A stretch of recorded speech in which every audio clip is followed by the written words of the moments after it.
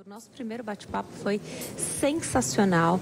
Precisávamos mesmo nos encontrar novamente para falar mais sobre esses problemas. Dr. Luiz Eduardo Polon, médico ortopedista, é um prazer te receber aqui, doutor. Obrigada por ter vindo. Prazer é todo meu, uma honra estar aqui novamente. Muito obrigado pelo convite, estou sempre à disposição. Temos tanto a falar sobre este tema que eu já vou começar com pergunta, porque eu sei que o público vai mandar muitas mensagens lá no Facebook, que as pessoas vão ligar para cá. Eu tenho certeza disso. Para começar, doutor, hoje a gente escolheu falar de coluna. Quais são os principais problemas de coluna? Porque, doutor, vamos combinar? Eu abri o programa falando sobre isso. Quem é que nunca teve uma dorzinha nas costas, doutor? Tem razão. Existe um dado alarmante, que é um dado de saúde pública, como você mesma disse. Acredite, 8 em cada 10 pessoas em algum momento da vida têm ou terão dor nas costas. Nós estamos falando de um dado absolutamente alarmante. Sim. Ela é a segunda maior causa de absenteísmo profissional. Perde só para dor de cabeça. As pessoas se ausentam do trabalho. De uma forma absurda, né? Independente da qualificação profissional, independente da sua função, do seu posto de trabalho, seja um executivo, seja um trabalhador braçal. Então, nós estamos falando de um problema mesmo endêmico, um problema de saúde pública. Os principais problemas hoje estão relacionados a alterações degenerativas, que são os desgastes provenientes de faixa etária ou de uso inadequado, e a questão postural, que é a questão que mais nos aflige hoje em dia. Nós, da Sociedade Brasileira de Coluna, temos enviado constantemente documentos às escolas, às entidades de classe, com esse objetivo de orientar a melhoria nos padrões posturais, seja no seu ambiente de trabalho, seja no seu dia a dia em casa, seja numa atividade de lazer. Você vai fazer um passeio, uma viagem, anda um montão, né? E muitas vezes não se prepara para isso. E o outro problema, que é o problema mais grave que a gente enfrenta, é a falta de condicionamento físico. Então, há o problema degenerativo, há o problema de ergonomia ruim, de postos de trabalho ruins, e há o problema de falta de condicionamento físico. Acontece que para essa questão aqui de falta de ergonomia, a gente precisa realmente que as empresas estejam engajadas em fazer com que o seu funcionário, né, se sinta bem naquele lugar, então que o posto de trabalho que ele ocupa seja de fato confortável para ele. Muitas pessoas usam o mesmo posto. Vamos pensar no pessoal do telemarketing, por exemplo. Muitas pessoas sentam naquela mesma cadeira, usam aquele mesmo computador, né? Aquela mesma estação ali de trabalho. Então, realmente é algo a se pensar e a investir sempre. Eu sou muito a favor de palestra em empresas, porque precisa também dar aquela paradinha, né? Precisa levantar um pouquinho, precisa dar uma voltinha, né? Isso faz com que o funcionário esteja melhor para desempenhar aquele papel. Porque você falou das pessoas que faltam ao trabalho. Ninguém fica em casa, pelo menos a gente espera que seja assim. Ninguém quer ficar em casa com algum problema, com dor. A gente quer ficar em casa de férias, né? Você quer passear, se divertir. Né? Mas com problema, ninguém quer, né? Das questões degenerativas, doutor, com o que a gente deve se preocupar? Tem questão hereditária? Osteoporose te diz alguma coisa sobre questões de problemas de saúde, de coluna? Sim. Bom, vamos dividir as coisas, né? A doença degenerativa, há livros que nem consideram a questão degenerativa como uma doença. Afinal de contas, é um processo natural. A gente questiona um pouco, tem autor que pensa dessa forma, tem autor que descreve como uma coisa patológica. Então, tem gente que tem uma doença chamada artrose, que é um desgaste nas articulações, e a coluna é um montão de junta de articulação.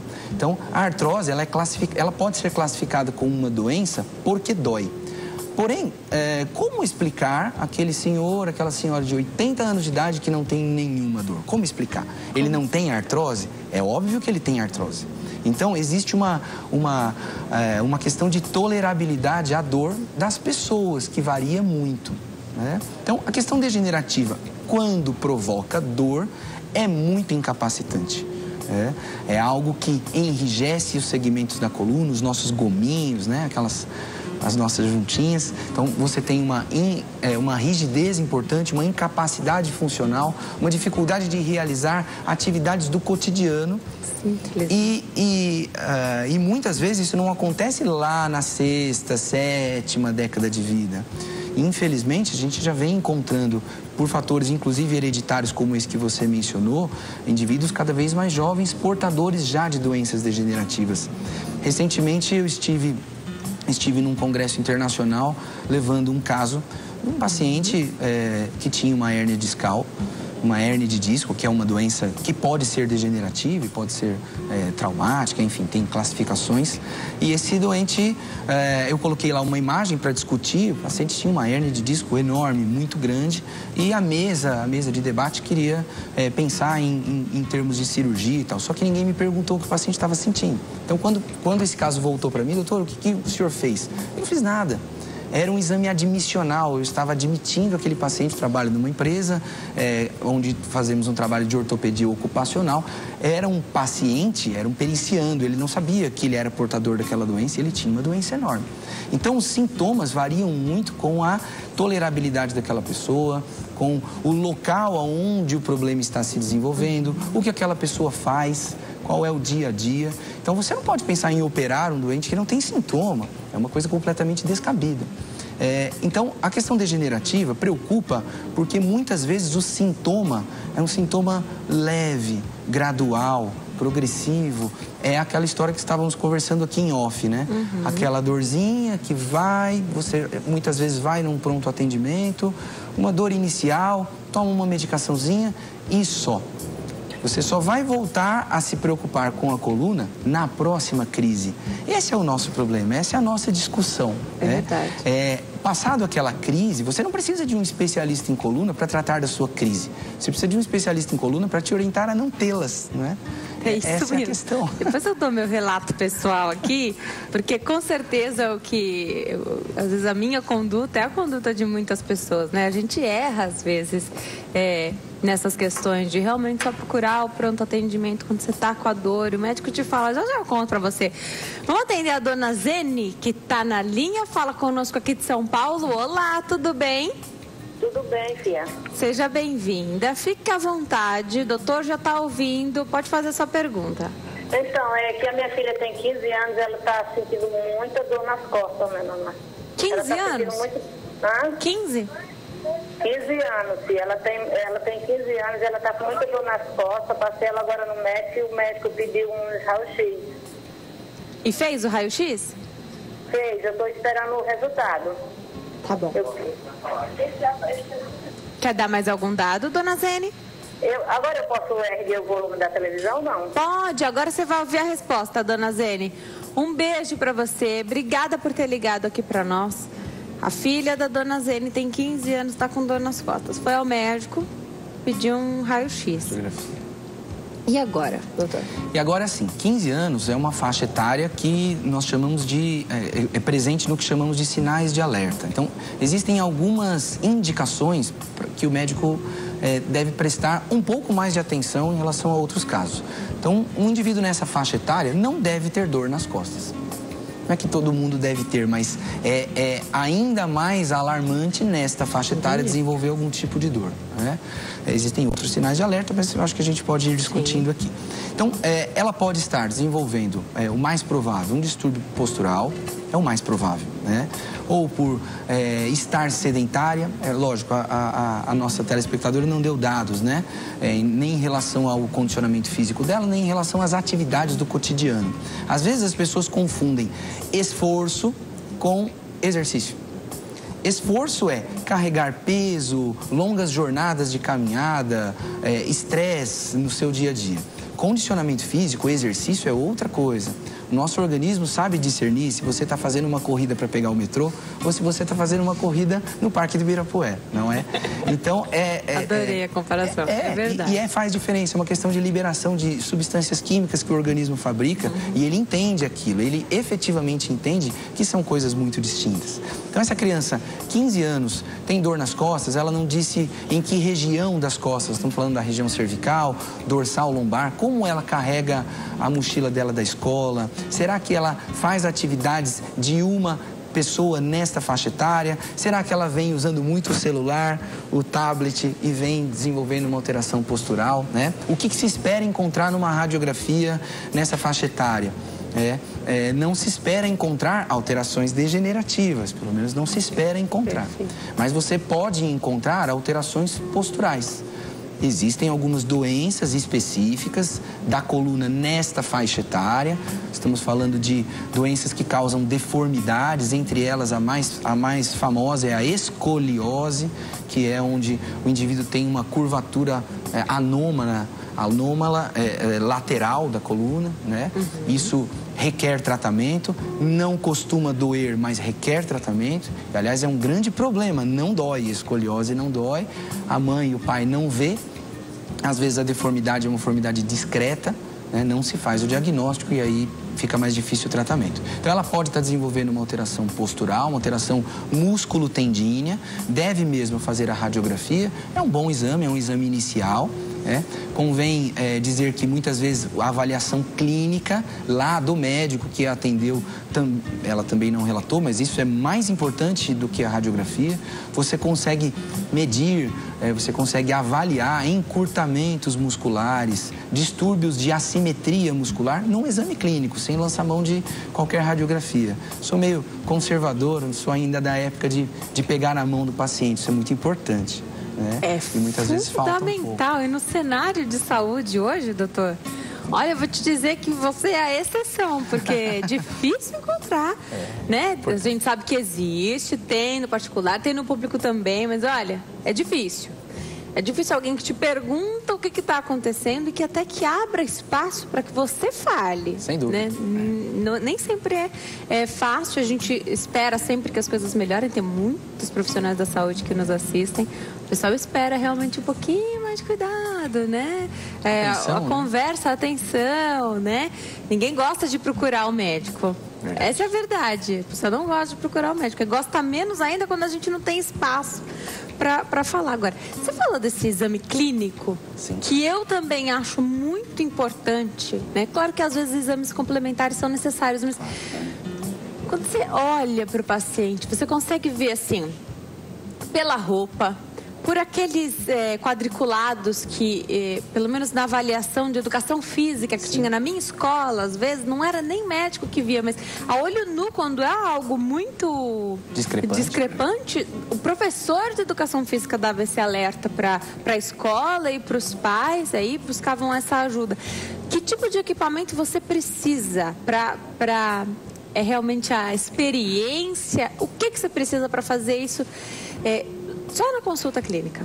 Fundamental a sua pergunta, agradeço, porque o médico ele precisa só da experiência dele, das duas mãos e de uma observação clínica. Muitas vezes quando o paciente entra no consultório, você já sabe o que ele tem.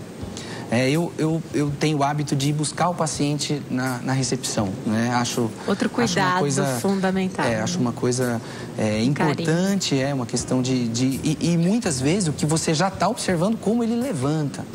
Do jeito que ele levantou, você já tem ideia do que está acontecendo. Vou te dar um exemplo. Se na hora que ele levantar, ele colocar as mãos nas coxas para poder levantar, isso pode significar uma insuficiência muscular no quadríceps. Você nem sabendo que está sendo avaliado na sala de espera. E você está lá, ô dona Maria, vem cá que eu te ajudo, não é? Então, assim, muitas vezes essa capacidade de você levar. O paciente, ele pode, ao deambular, quando ele começa a andar, ele pode não conseguir levantar um pé. Ele pode arrastar um dos pés. A gente chama de pé caído. Ele pode estar com uma alteração neurológica grave, uma insuficiência de uma das ou mais das raízes que emergem da coluna lombar, muito comum em compressões por hérnias de disco, tumores, fraturas ou qualquer coisa nesse sentido. A maneira com que o paciente levanta e vem em direção ao consultório, já é muito importante. Depois, no consultório, né, é importante que você tire a camisa do paciente, homem ou mulher, isso é fundamental, para que você consiga mensurar a simetria da cintura escapular, um aspecto de inspeção, né? A simetria, se ele tem realmente um ombro mais curto, mais baixo ou mais alto que o outro, se ele se projeta, a gente chama de atitude em flexo, né? Vou até virar de lado, é como se estivesse se projetando para frente, é uma atitude em flexo. Isso pode ser um vício postural, não um hábito, um vício, porque é nocivo, né? Mas pode ser uma defesa da dor.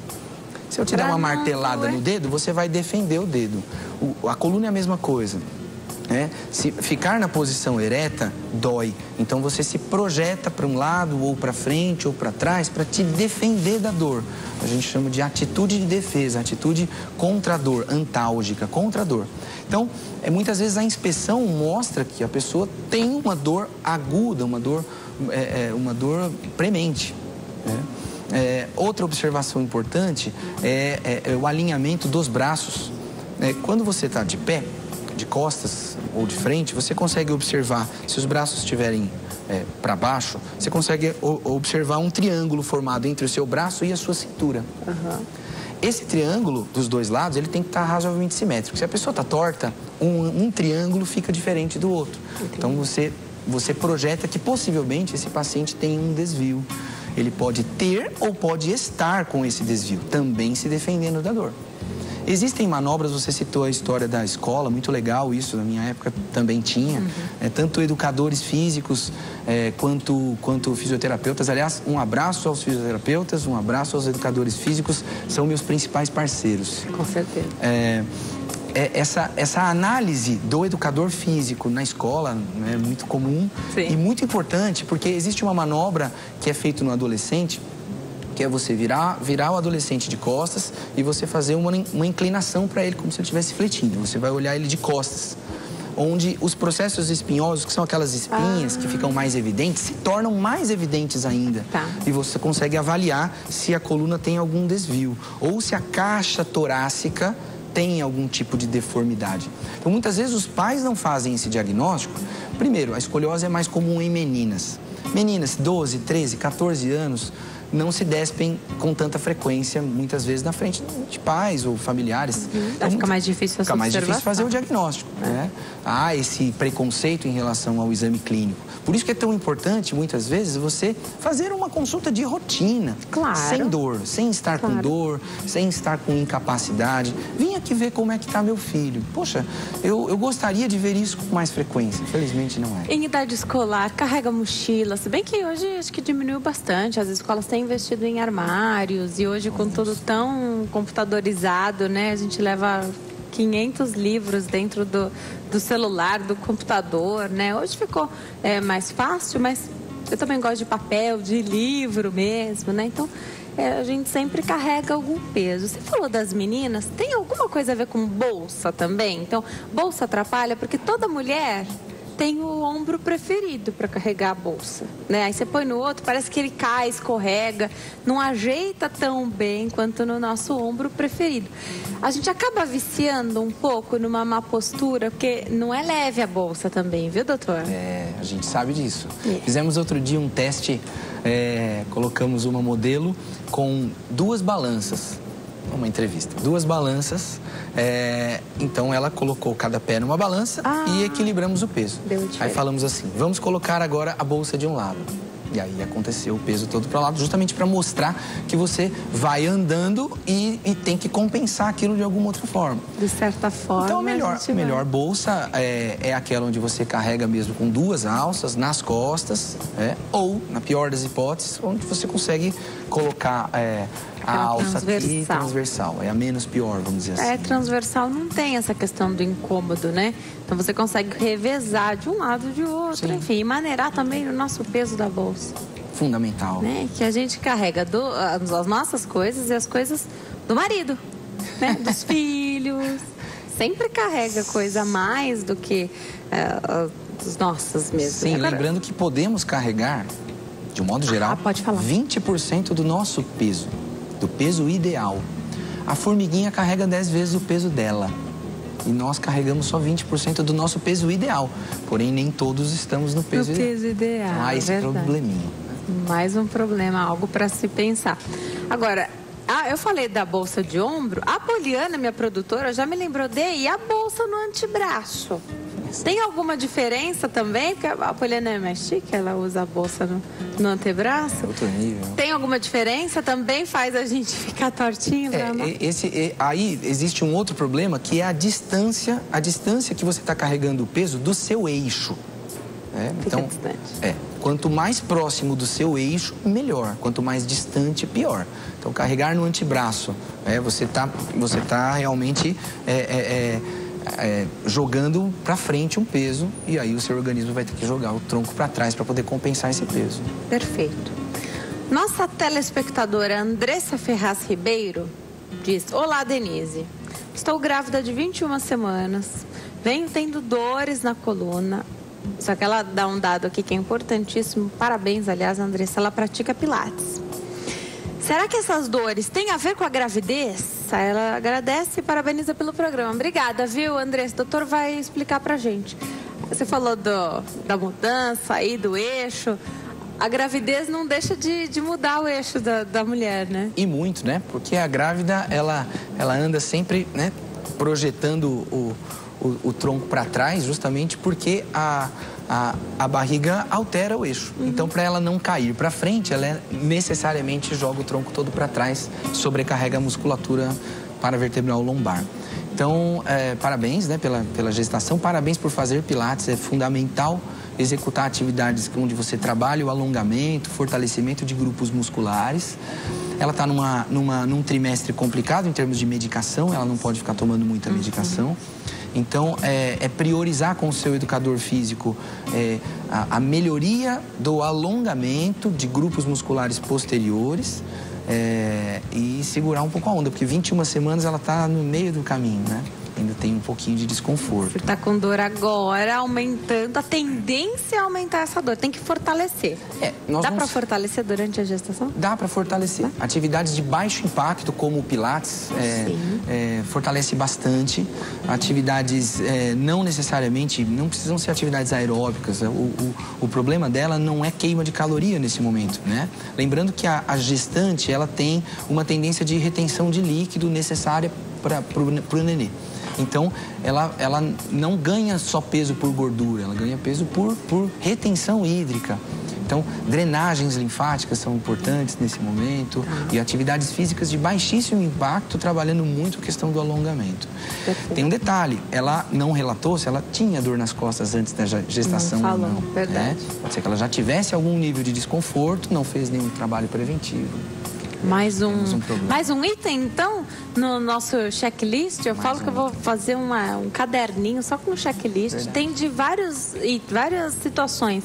Um deles que me preocupa bastante é com a gravidez. Então, tá com dor na coluna, antes de engravidar, tinha que resolver isso. Com certeza. Tá. Vamos atender uma telespectadora que está na linha? Eu converso com a Emília, aqui de São Paulo. Oi, Emília, tudo bem? Boa tarde. Tudo bom, Denise? Boa tarde. Seja bem-vinda. Fica à vontade, Emília, pode perguntar. Obrigada.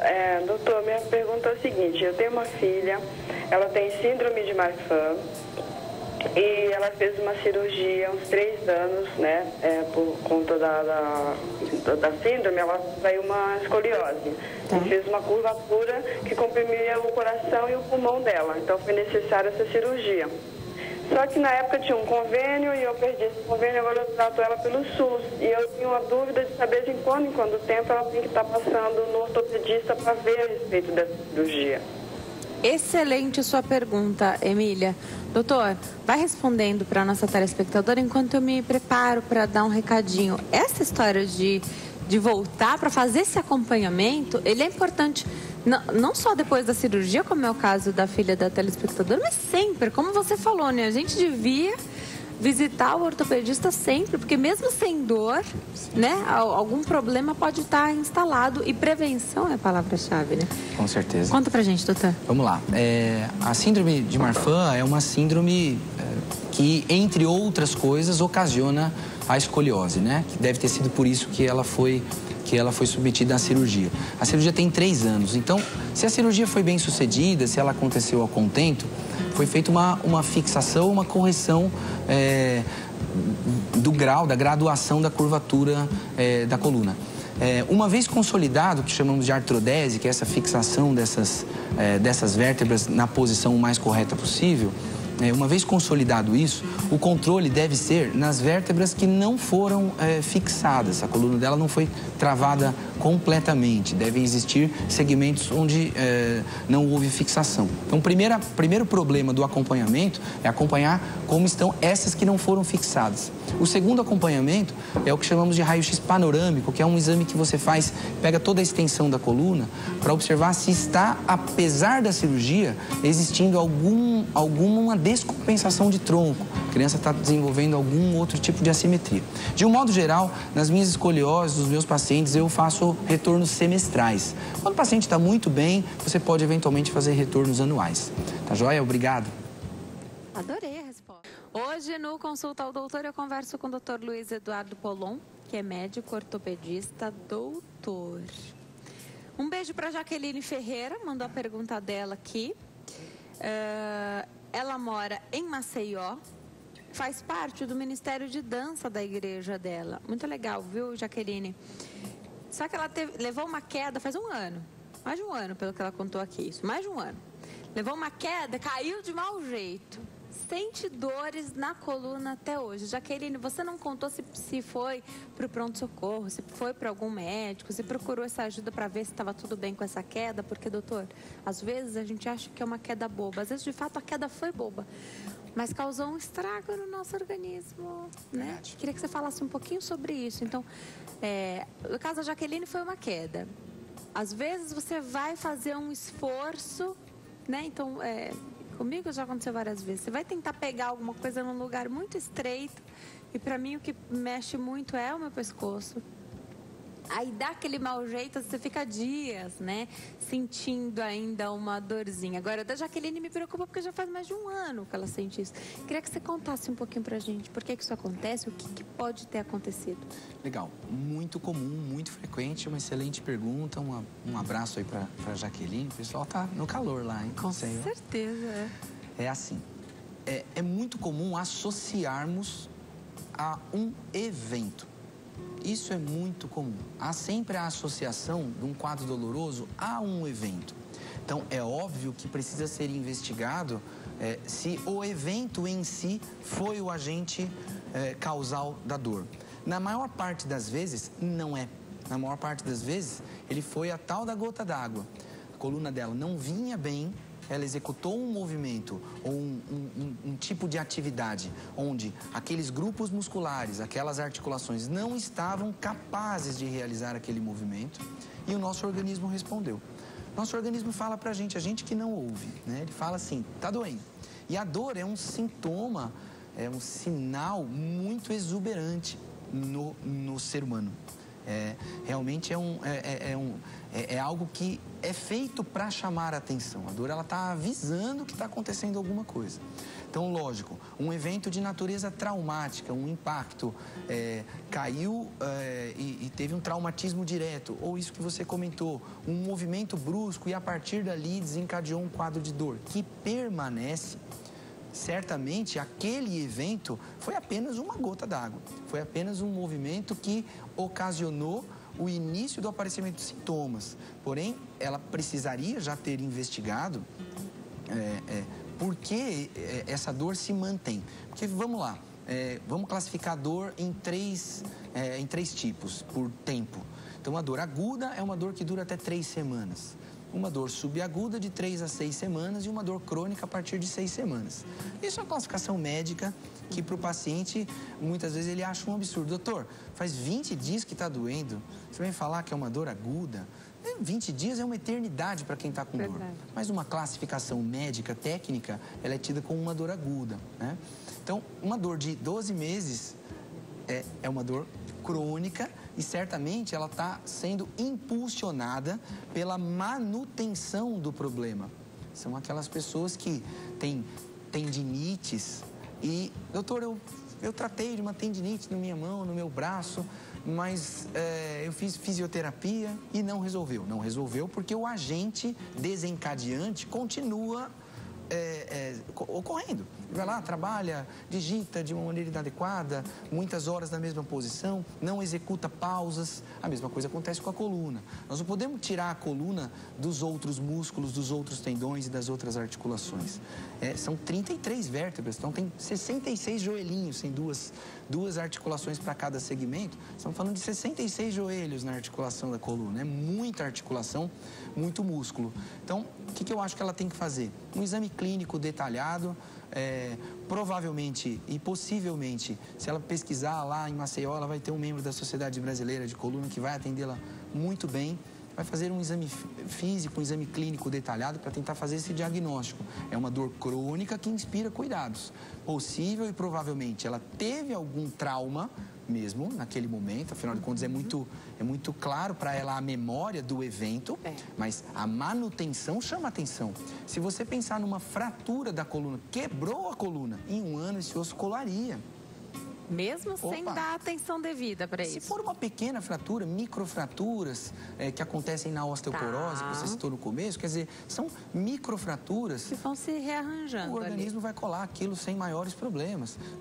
Muitas vezes acontece, o paciente vai no consultório, a senhora quebrou essa coluna. Como assim, doutor? Não bati, não caía. É uma questão da osteoporose e tal. Mas o osso cola, às vezes, com, sem ou apesar do tratamento, a gente brinca. Então, é importante que ela tenha em mente que pode ter havido mesmo um evento, mas que a manutenção do problema que é o mais importante nesse momento. Ela deve estar desenvolvendo algum fator desencadeante contínuo.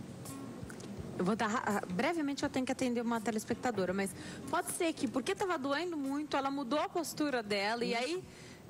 A queda já passou. Que é a defesa da dor que comentamos. Isso, então pode ser que ela tenha adquirido aí um vício postural e que por isso hoje ela tem essa dor. Perfeito. Que hoje não tem mais nada a ver com queda. Perfeito. Tá, perfeito. Ângela de São Paulo está na linha para falar conosco. Oi, Ângela, tudo bem? Alô? Oi, Ângela, boa tarde. Tudo bem com você? Querida.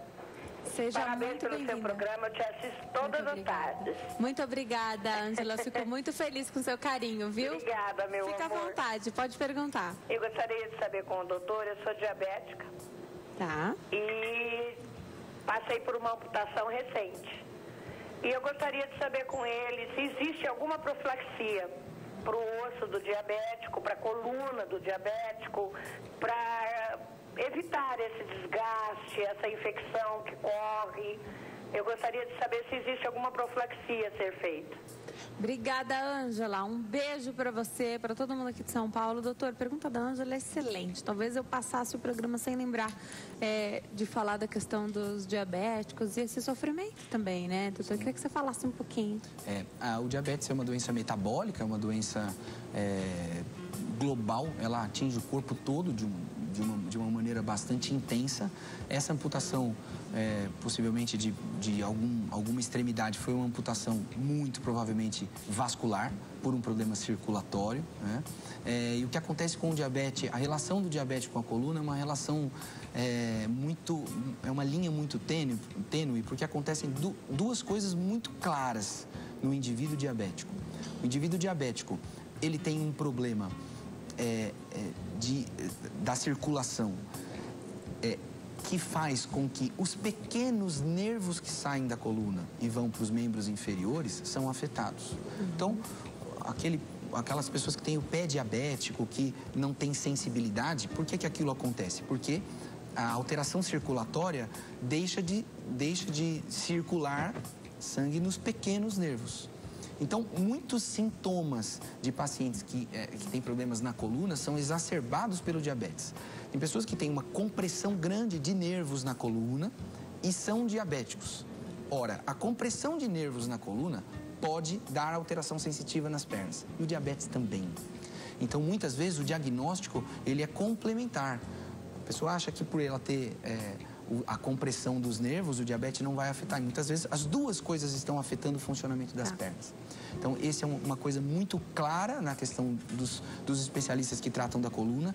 E a outra questão é a questão do metabolismo em si. Nós estamos falando de uma doença metabólica e assim como a osteoporose atinge a coluna, justamente por dificuldades músculo-tendíneas de manter aquela articulação funcionante, óssea e músculo-tendíneo. Então, ossos frágeis, músculos frágeis, tendões frágeis. Então, profilaxia, ela falou 2, 3 vezes nisso, perfeito.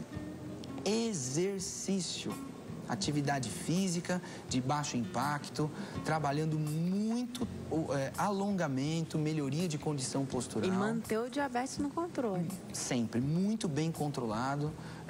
Às vezes o paciente tem dor e a dor aumenta o diabetes, a glicemia. É mesmo? Pacientes que estão em uma crise de dor, que às vezes a gente interna para tratamento analgésico, muitas vezes o mais difícil é controlar os níveis de glicemia. Metabolismo, ser humano, né? Então é difícil. Então é uma doença de difícil controle, quer dizer, de difícil cura, mas há um controle, por mais difícil que seja, é importante manter isso e ela tem que fazer exercício, o princípio é exercício. Eu vou me preparar para dar um recadinho. Enquanto eu chego até lá, Carmen Lúcia Facim, nossa telespectadora, diz que a mãe dela, doutor, reclama que tem uma espécie de formigamento na perna. Ela descreve como se um bichinho caminhasse. Os médicos tratam como coluna e nervo ciático, ela diz.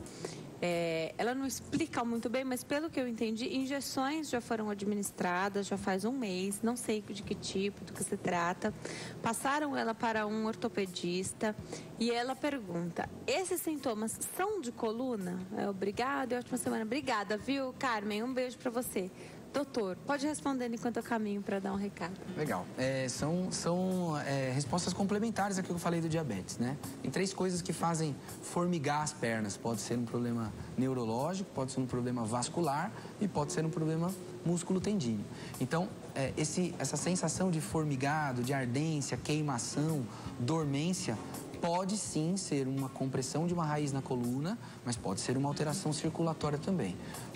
Exames exame clínico e exames de imagem podem demonstrar isso.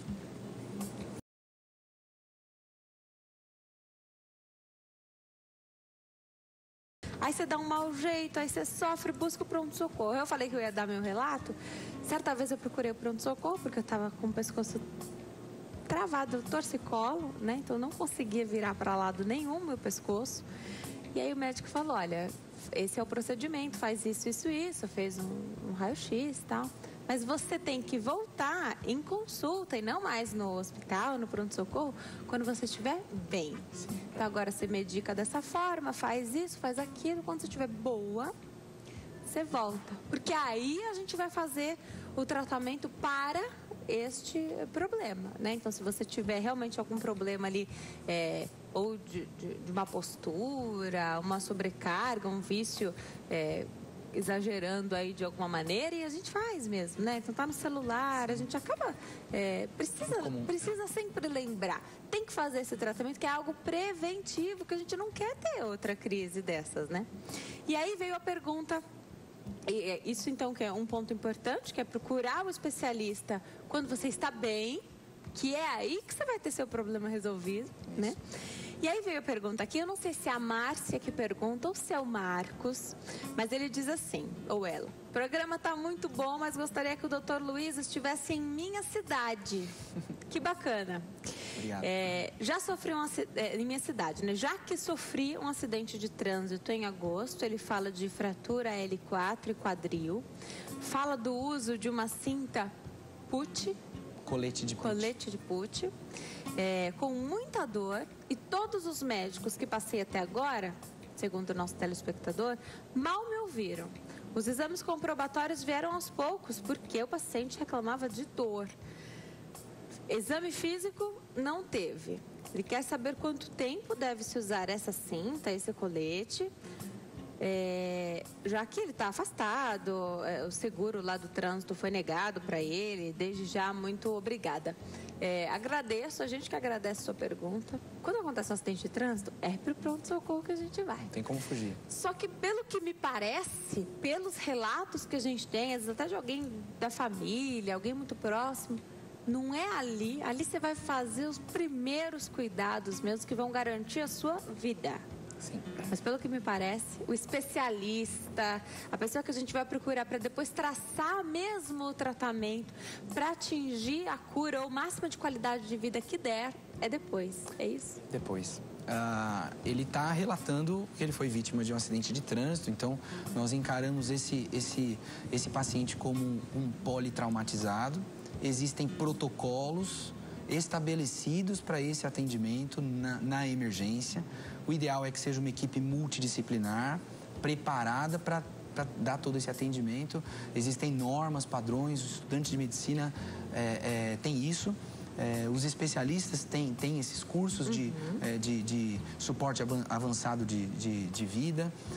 Então, e a coluna é uma das do ABCDE do tratamento. Os prejuízos são muito grandes se você tem uma compressão ali na coluna, né? Sem dúvida. Ele relatou uma fratura. L4, uma vértebra, onde fica? É a quarta vértebra lombar, aqui nessa região lombar baixa, né?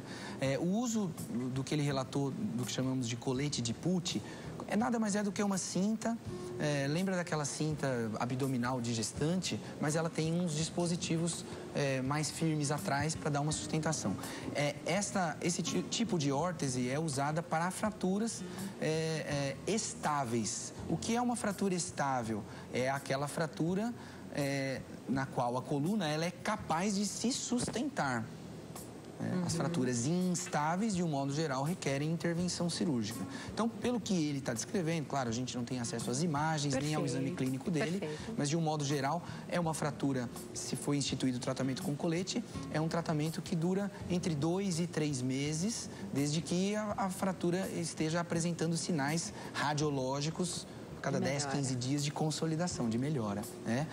Sequelas ou não, depende muito do tipo de fratura. A maior parte das vezes, as fraturas da coluna são fraturas por achatamento.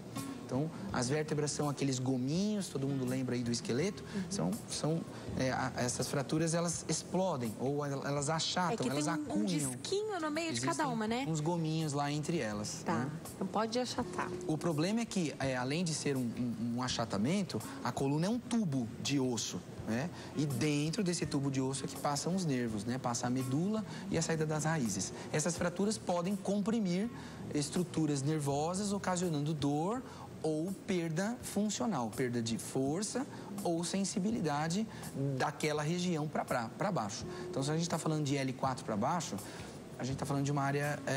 bem delicada. Uma área perigosa. Ela só não é mais perigosa porque ela é baixa. Se ela fosse mais alta, quanto mais alta, mais perigosa, né? Agora, doutor, você falou da cirurgia, né? De avaliar quando é o caso de uma cirurgia ou não.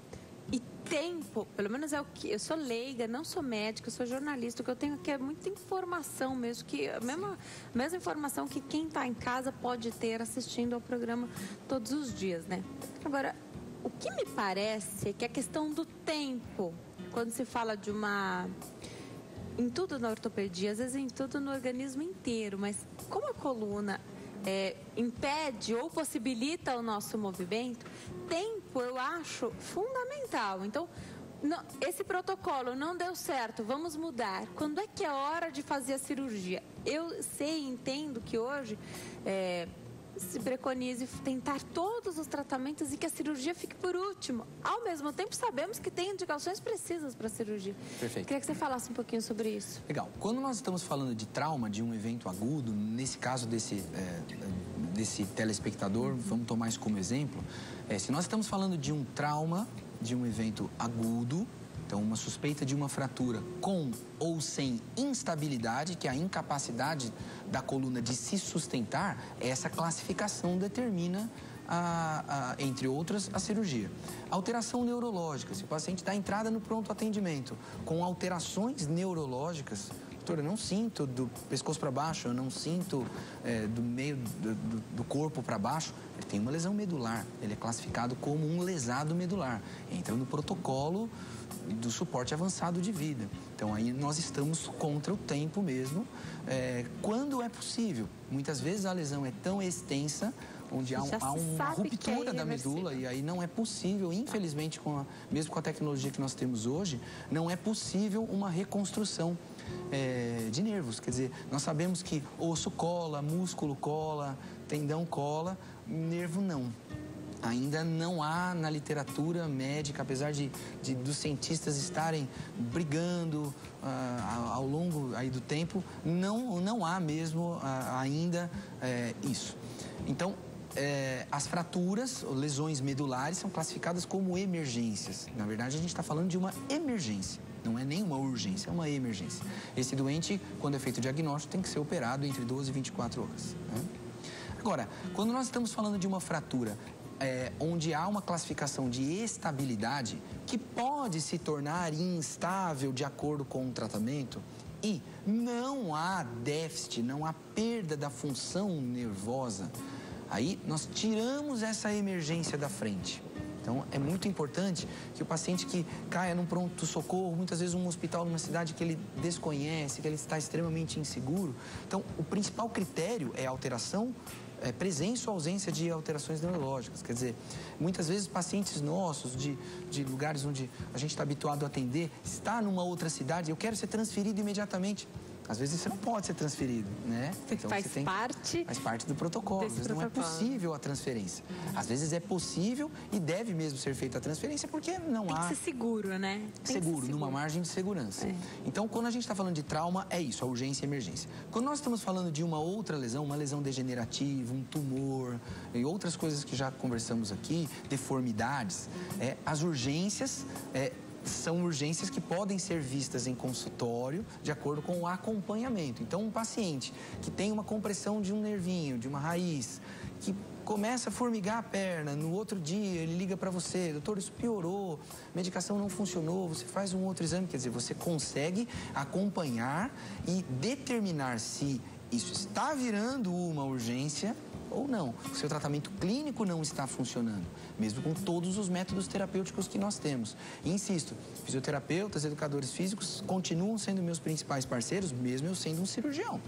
Então, a cirurgia é efetivamente a última alternativa, exceto se nós estivermos falando de uma emergência médica. Tá.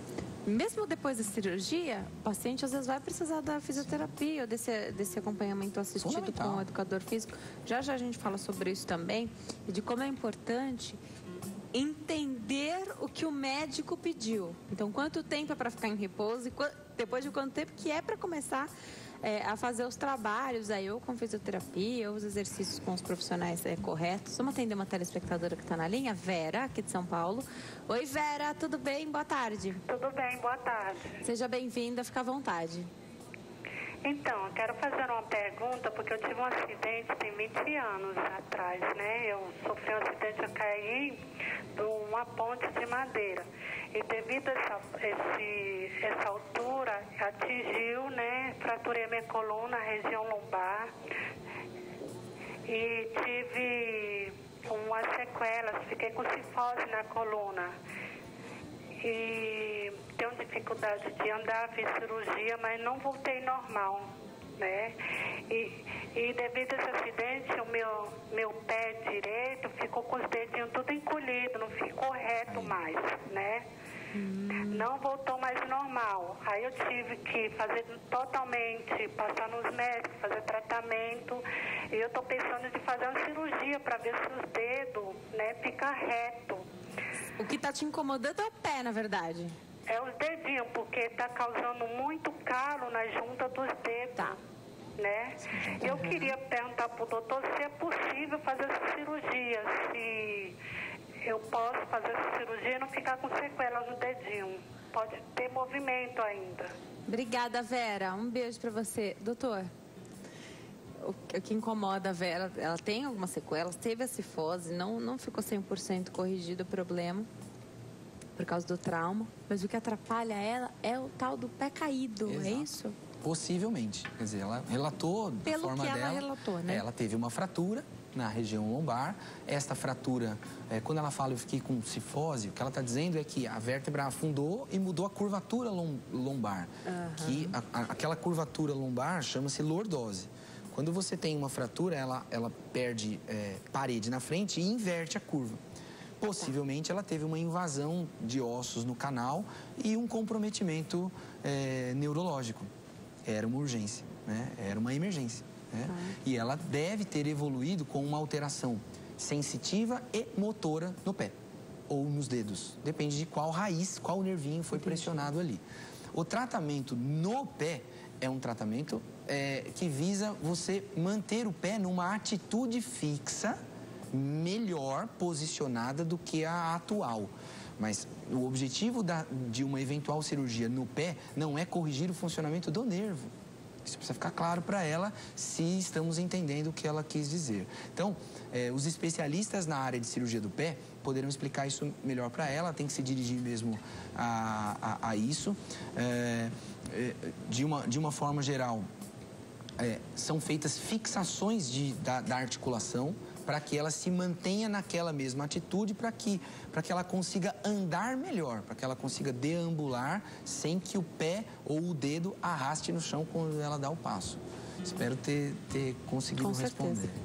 Eu vou caminhar para dar um recadinho. Enquanto eu chego até lá, às vezes a cirurgia ela é adiada com uma fisioterapia, com outros tratamentos que vão sendo agregados. Muito se fala hoje acupuntura. Sim. De repente você consegue adiar, amenizar a situação. Às vezes não faz mais cirurgia. Isso. Às vezes ainda é preciso fazer, às vezes não faz esse processo porque o médico já sabe que aquilo não vai trazer o resultado esperado e se faz a cirurgia logo de cara, lembrando que tem indicações precisas para tudo isso, que é tudo conversa com o médico, ele vai explicar tudo direitinho, caso a caso. Agora, pós-cirurgia. Então, hoje a gente está falando de coluna aqui, né? Mas eu tenho certeza que quem está em casa, de repente, tem um exemplo de uma cirurgia que fez no joelho, no tornozelo, de repente. Na coluna não ia ser diferente.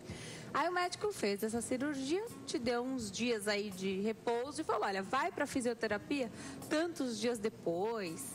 Enfim. Aí, às vezes, essa data não é observada. O paciente, às vezes, volta. E aí, o que era para ter dado muito certo com a cirurgia, desanda, porque ficou muito tempo parado. Eu não sei se atrofia é a palavra certa, mas queria saber se isso pode acontecer. Se observar esse tempo pós-cirúrgico é essencial. E mesmo quando o médico pede para você ficar, às vezes com a coluna acho que é mais difícil ficar parado, né? Mas você observou que aquele período tá te prejudicando, então você não tá achando que aquilo tá te ajudando.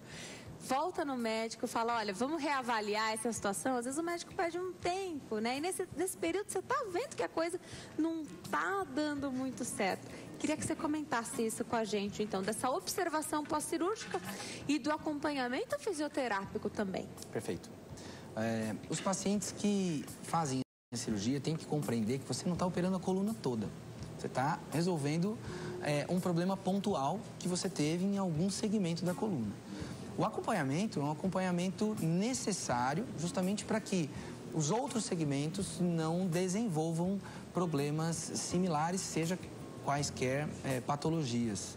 É importante destacar que a cirurgia não é o fim de um tratamento. A cirurgia, ela corrige uma circunstância pontual e, muitas vezes, é fundamental que o paciente mantenha um nível de condicionamento físico, não ganhe peso, não continue executando atividades físicas de esforço que ele executava antes da eclosão do problema. Afinal de contas, você vai estar fomentando a manutenção do seu problema.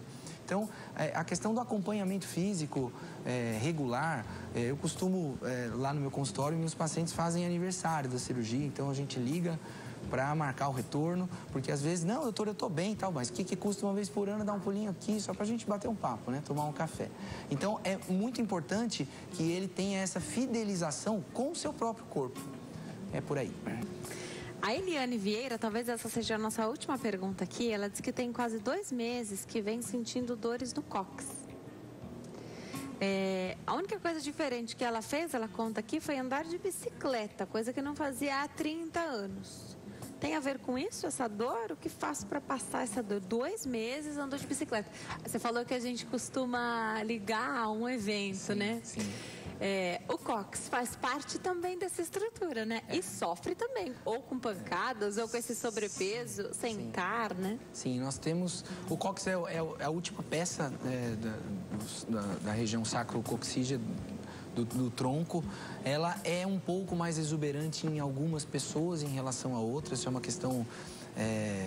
Isso é uma questão de característica de pessoa para pessoa, varia um pouco de lugar, de etnias, né? Mas de um modo geral, as pessoas podem ter sim traumas na região do cóccix, Pode não haver necessariamente uma fratura, mas neste caso especificamente, o selim da bicicleta pode sim ter ocasionado uma reação inflamatória que evoluiu para alguma coisa crônica na região coxígea. Essa peça, esse último gominho lá embaixo, ele pode se deslocar, evoluindo com um quadro de dor bastante intensa, incapacitante. Na maior parte das vezes o tratamento clínico resolve. Em alguns casos, realmente há necessidade da ressecção cirúrgica, quando essa última peça ela é muito saliente e incomoda atividades do dia a dia, como sentar, por exemplo, no próprio dia a dia, né? Então, essa é uma doença mais chatinha mesmo, né? Doutor, eu adorei te receber. Infelizmente, nosso tempo está acabando. Passa muito rápido mesmo. Eu vou deixar os contatos do doutor. 0 operadora 11 5181-4333, 5181-4333, www.drluiz, com S, Polon, com 2 L's e N no final, .com.br, do jeitinho que está escrito aqui. Pode deixar até o final do programa, www.drluizpolon.com.br. Tem o Facebook também, Dr. Luiz Polon, Dr. Luiz Polon. Você consegue adicionar o doutor, curtir página, isso também é muito legal, né? Nem todo mundo tem a oportunidade, não daria para você atender todo mundo do Brasil inteiro, doutor.